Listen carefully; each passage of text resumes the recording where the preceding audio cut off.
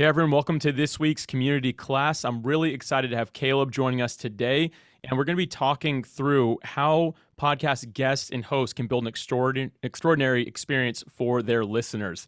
Before we do that though, Caleb, welcome. Tell us a little bit about why you're talking about this today. Thanks, Alex. Thanks for having me on. A little bit about the reason why I want to talk about this was experience is everything. And with how podcasts are becoming kind of this new industry per se, they're becoming businesses. And so as they're becoming businesses, it's important that we treat podcasts like businesses. And obviously everyone has maybe a side project, but it's important that as you're building a business through the podcast, that you create an experience through that makes people want to come back, both on the guest side along with the listener side as well. Yeah, it makes sense. So what's your background? Like what made you decide to even cover this topic? And I love kind of the perspective of you're building a brand, for lack of a better term, with what you're doing. But what made you decide to talk about this? Like, what's your background? A little bit of that. So my main background is I used to work with a brand called Inspire Brands. They're one of the largest privately held QSR brands, quick service restaurants. They hold Jimmy John's, Buffalo Wild Wings, Sonic, Arby's, Dunkin' Donuts. And what I did with them was product development. So we would actually go through, as the culinary team developed new products, and we would push them through different markets. So we would travel to Dallas, wherever we were in for that specific market, and work with people to develop products. So we would roll out a product that a chef had created, and then we would develop questionnaires, do the market research on what consumers actually thought about that, and dive into different segments on, if they're healthy eaters, do they want a triple decker cheeseburger, or do they want extra cheese, or how salty? So we really dug into the nitty gritty on how salty a burger was. I can't tell you, one of my projects, we sat there for about 2 weeks and worked on the saltiness of a specific burger because it was too salty, and they reformulated, took it back to test markets. So my main experience is food development, kind of working with consumers on a larger level for that guest experience and the product experience. And then what I did was I built a business on the side while I was working with them, a marketing consulting business, to help small business owners take some of those things that the bigger businesses can do and teach them to actually do that within their own business, that being guest experience.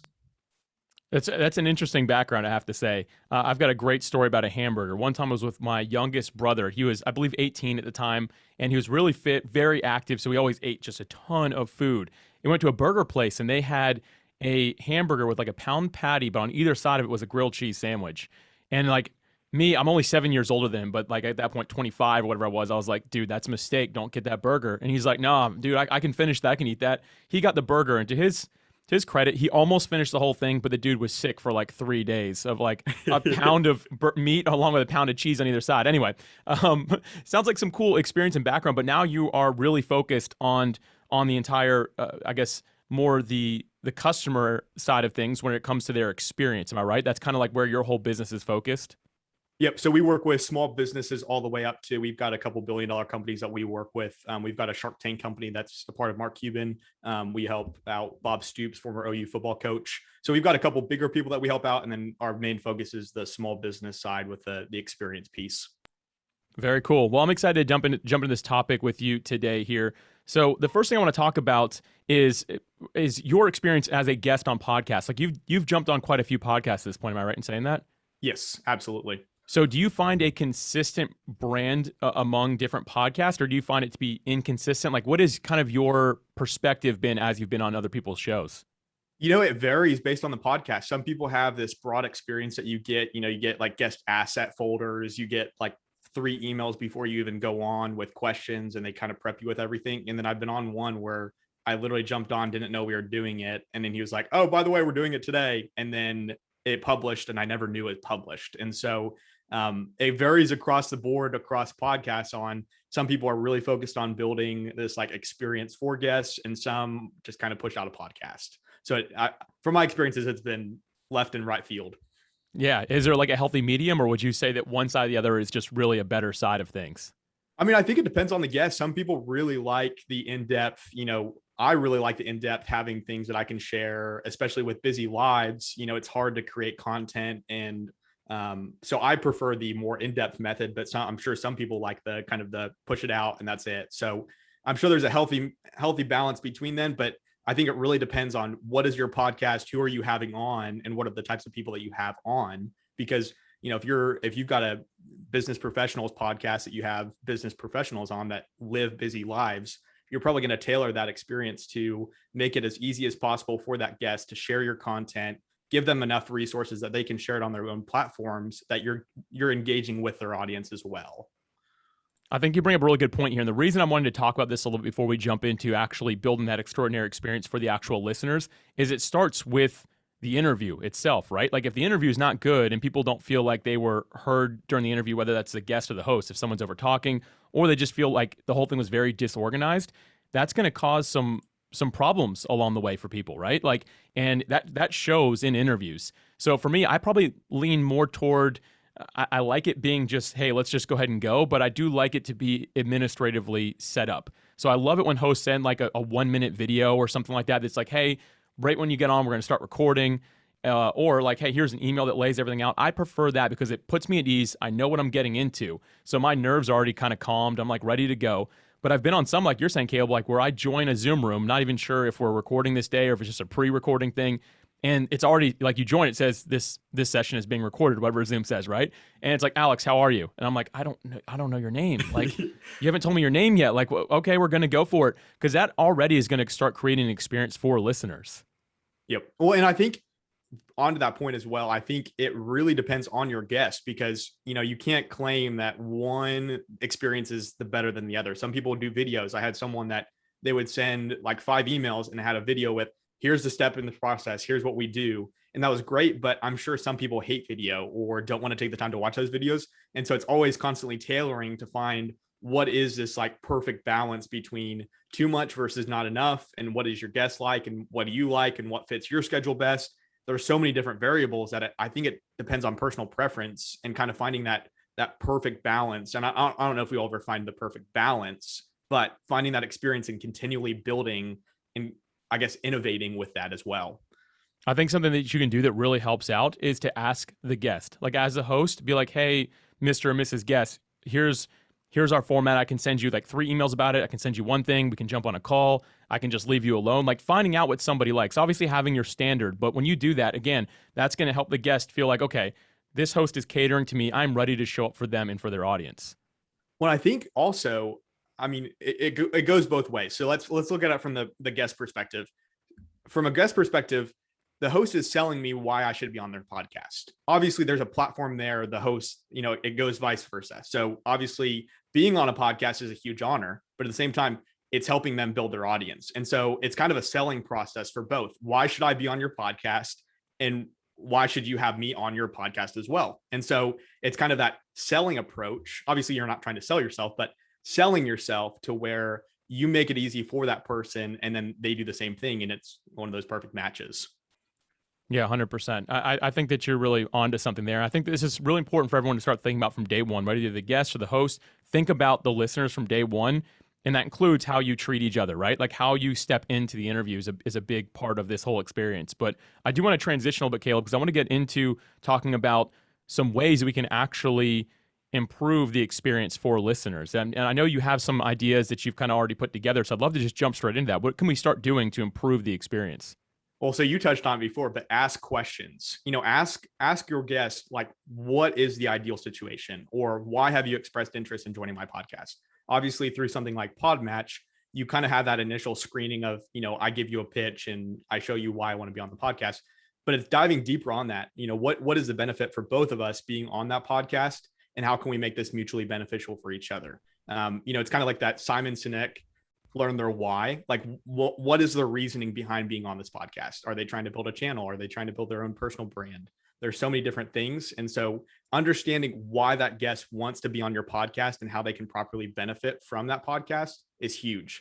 And obviously working together on how you can actually both benefit from that. And so kind of like what I mentioned earlier, from having guests, you're gaining access to their audience. So it's kind of a trade-off from both of you. And in turn, that guest is obviously able to tap into your audience. And so it's one of those trade-offs where you're gathering these two audiences that you wouldn't hit from each person. And so that's an important thing. So it's having the mutual respect for each other.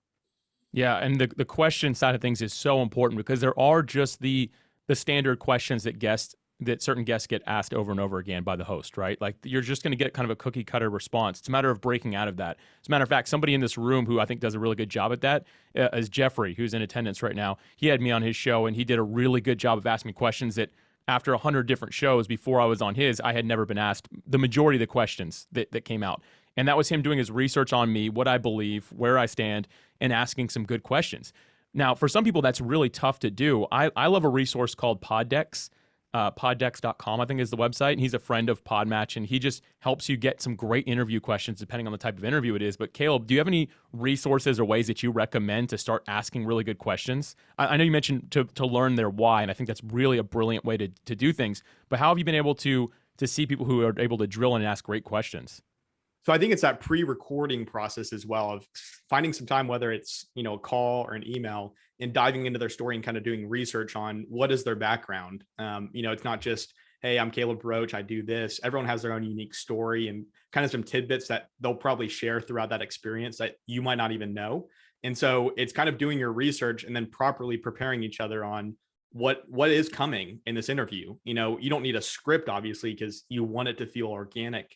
But at the same time, you don't want to join a show and there's nothing on there. And you're like, okay, what questions am I going to be asked? And how do I prepare properly? So I'm not looking like, oh, I don't know what I'm doing or I don't know what I'm talking about. Both of you have to prepare. And so I think it's that research that you do a little bit before that guest comes on. And then it's that conversation before you go live of what's your story? What's your why? How do we fit this in? How do we benefit both of our listeners? And then what are the little nuggets that I can pull out of here that I can kind of softball question you to where it gives you a home run? I'm using a lot of baseball puns. I don't know why. Did you play baseball? Do you play baseball? I didn't. No, I don't. Nope. At least you understand the terminology. There's a TV show my wife and I have watched some of, Brooklyn Nine-Nine. And one of the guys in it, he always tries to use basketball references, but he doesn't understand basketball at all. He's like, that's like trying to get a touchdown from the 3-point line. You can't do that. And like on the police force. And it's funny, but you're using the terms properly at least. So you've got that going. So past this idea of gathering the why, doing some pre-interview things like that, having some good questions, which are all brilliant points. Do you have more that you want to share on this idea of improving the experience? I mean, I think it just varies on what you see. It's experiment, because I can't come on here and say, I know the formula for the perfect guest experience, because I don't. Everyone has their own, I'm sure there's very successful podcast hosts on here that are a lot better at podcasts than I am. And so I can't come on here and say, I have the formula.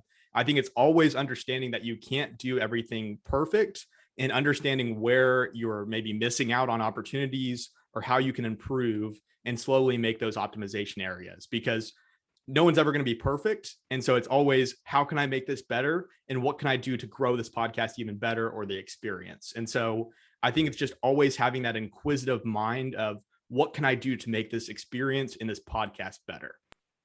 So I want to talk a little now about improving the experience that we create. Something that you've mentioned before is the idea of monitoring the actual experience. So if you're going to monitor it, like to figure out how it's doing, like what are some metrics for doing that? How would you even start doing that? I know you're a pretty organized guy, so I'm hoping you have something here for how you can kind of monitor, like figure out if the experience is working, heading the right direction.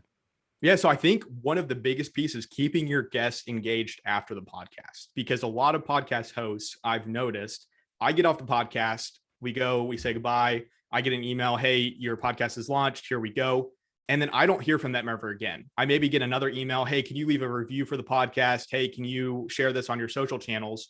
But as soon as that social channel, share this now, or your episode is live, I don't hear anything else from the host. And so I think it's really vital for that host to come and say, how'd you like that podcast? Like from a I want a review, I want this, from a how was your experience and how can I improve this kind of perspective. I think that's super important, because not only are you publishing this podcast, but then after that, how are you keeping them engaged to when, hey, come on your podcast another 6 months later and let's talk more about that subject? Or, hey, we had some really great engagement. What if it's your highest podcast?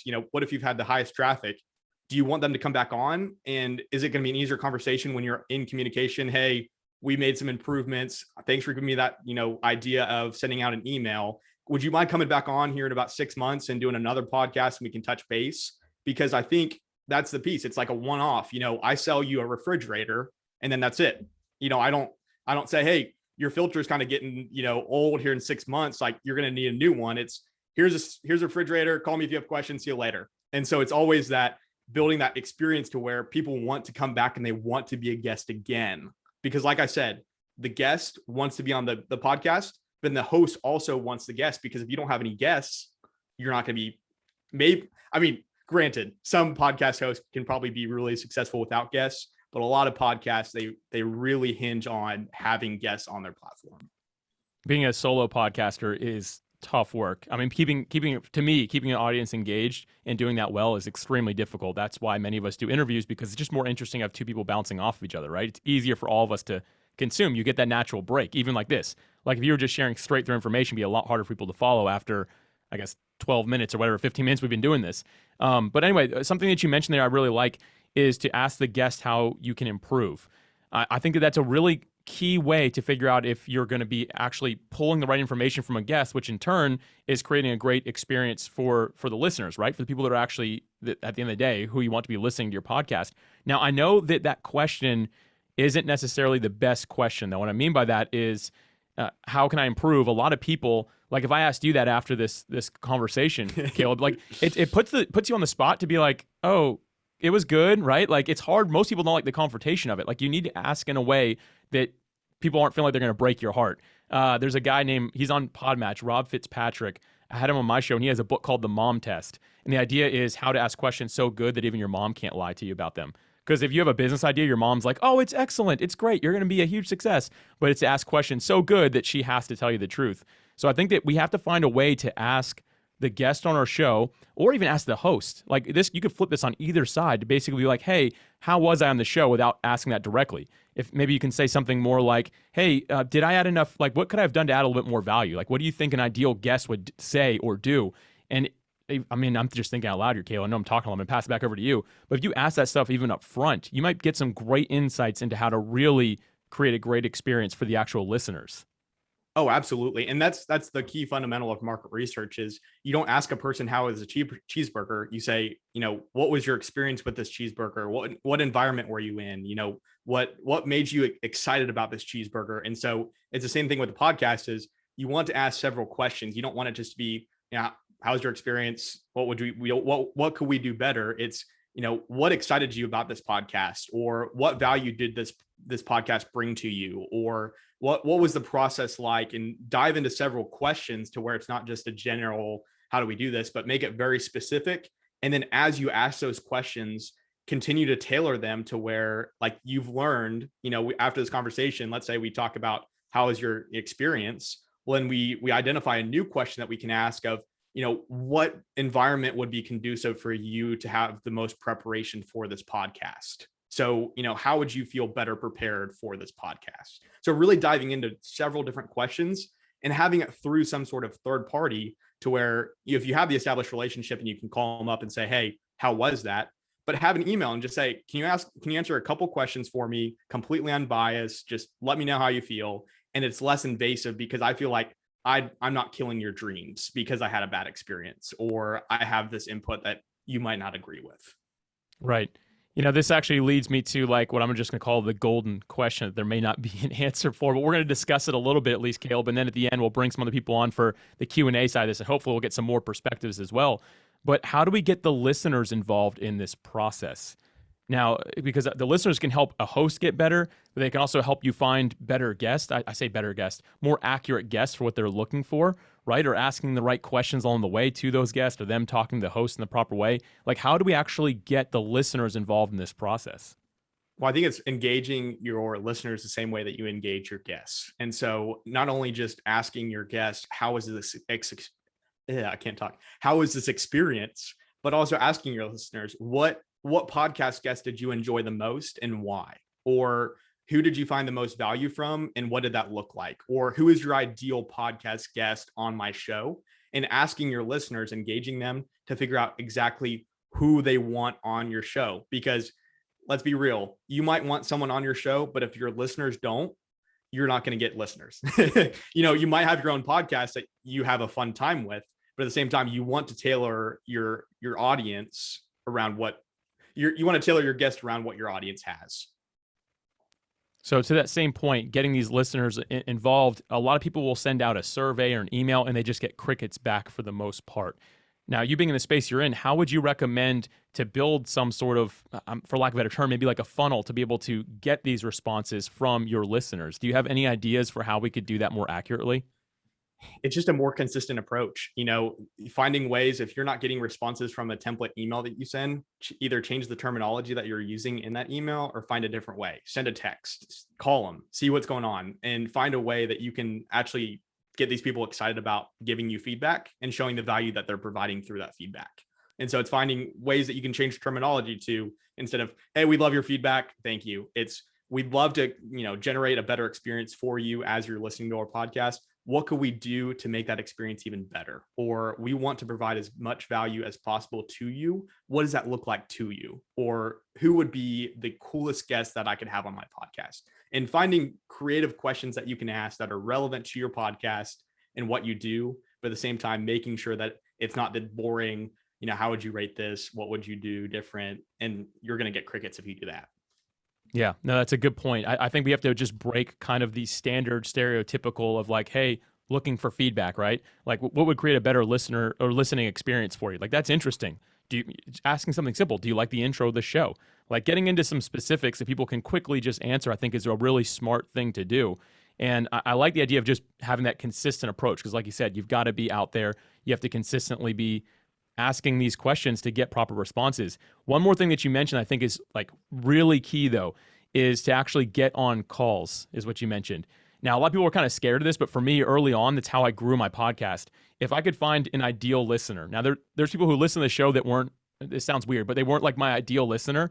Like it's for people who just left a 9-to-5 job to go after their side hustle full time. So they became a full-time entrepreneur. That's my ideal listener, but some of them were not in that phase. So I'd listen to them, but I also had to remember like, okay, this is somebody with some good feedback, but it's not my ideal listener. So when I get on calls, what I was doing is if I could get on a call every month with 4 people that were truly ideal listeners. I mean, these are early stage entrepreneurs. They quit their job. They're like all in it.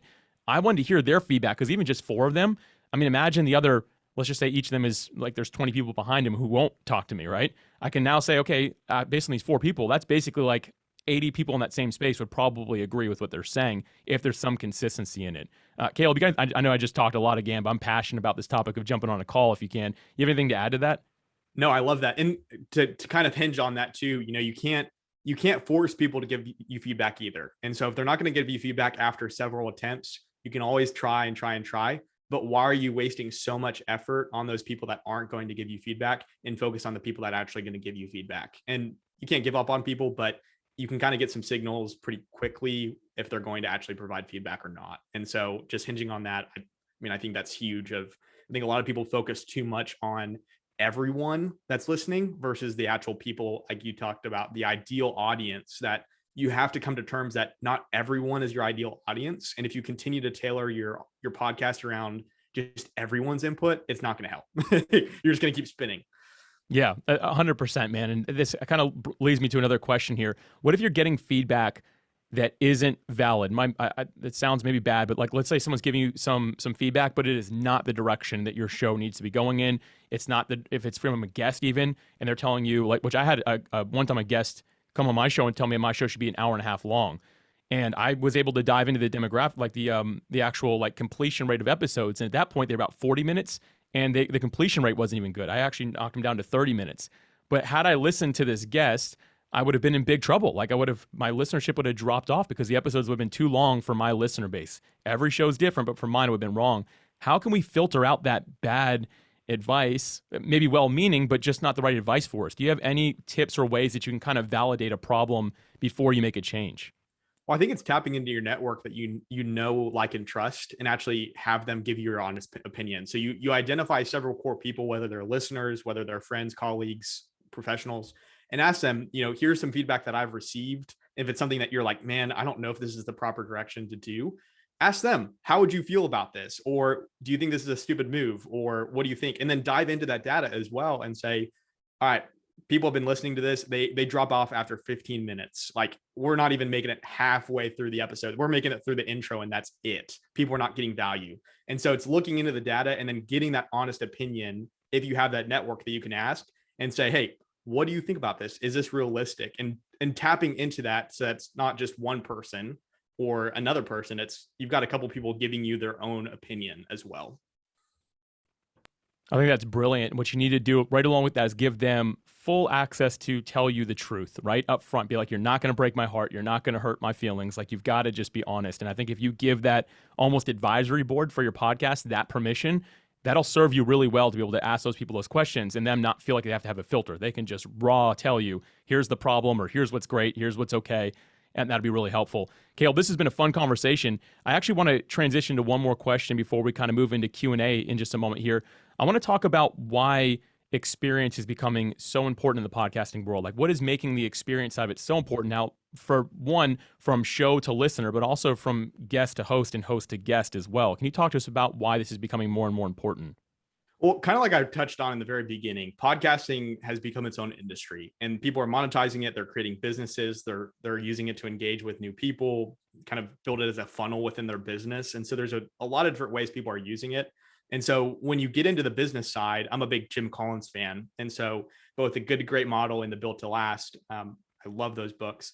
And what he talks about is, innovation and execution are the key drivers to success within those. And so, good is the enemy to great. And so if you're doing something subpar, it's fine, it's working for now, you're going to get beat sometime. And something like Mark Cuban says is, if you're not always thinking about being ahead, you're never going to be ahead. And so it's always making sure that you're innovating, but then at the same time, making sure that you're executing as well on those new, innovations that you've created, because everyone has great ideas, but are they actually executing on them? And so, I think one of the most important steps you can take in building a podcast is not just an action, but it's a shift in perspective of what do my listeners want and what can they use, and taking the you out of it and taking them into perspective. Caleb, that's from a podcast host. I can tell you how insightful that is. The shows that go viral, quote unquote, because everyone says there's no way that podcasts can go viral. It's the shows that figure out how to innovate in their space that they're in. So they make a big change to the show and everyone wants to listen to it. Like, that's the only way that I found like podcasts actually. Now, you might have an episode with a big guest and it spikes, right? But really, at the end of the day, the ones that I'm seeing that just have this explosive growth overnight are the ones that are doing exactly what you're talking about. They're being innovative. They're looking ahead at what their listeners maybe don't even know they want yet, and they're executing that. They're putting that into production before anyone else is even trying anything like that. So I think that's such an insightful way to end this conversation here. And right before we end the recording, I just want to ask, where can listeners find out more, people that are watching this, I should say, find out more about you? Like, can you give us some direction to if we want to have a conversation or anything like that? Yeah, you can always reach out on LinkedIn. That's always a fun channel to be on. Caleb Roche, you can find me. And then C Roche Consulting is my website, CROCHE consulting.com. I love having chats with people, and I view marketing as it's a relationship. So it's not a direct sale, let's have a conversation and let me sell you something. It's how can we benefit each other, or how can I lead you in the right direction? And so people can either find me on LinkedIn or my website, and would happy to have a conversation with anyone. That's great, man. Well, really appreciate you being here, Caleb. Thanks again for the time, man. We'll go ahead and move into the Q&A side of things now. So thank you. Thank you.